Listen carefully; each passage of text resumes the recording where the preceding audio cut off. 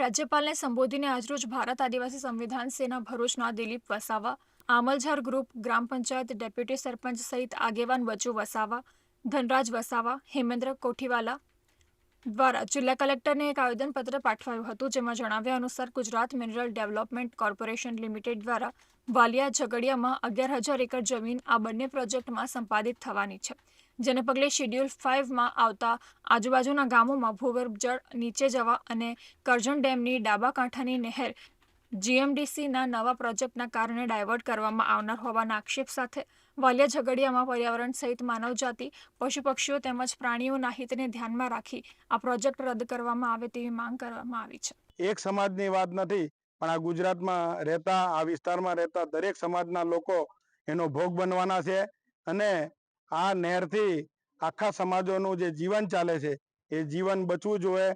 જે જળ જંગલ જમીન અને પ્રાણીઓની વાત છે એ પ્રાણીઓ બી બચવા જોઈએ, તો આ સૃષ્ટિ ચાલી શકે એમ છે.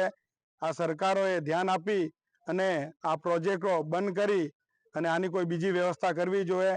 એ જાતની અમારી જે માંગણી છે, અમારી માંગણીમાં અમારા વિસ્તારના લોકો અને પ્રાણીઓ જે છે એ બચવા જોઈએ અને આવી જ રીતના નવી પેઢી પણ જીવે અને એનું જીવન સૃષ્ટિ ચલવે, એ જાતની અમારી આખી માંગણી છે.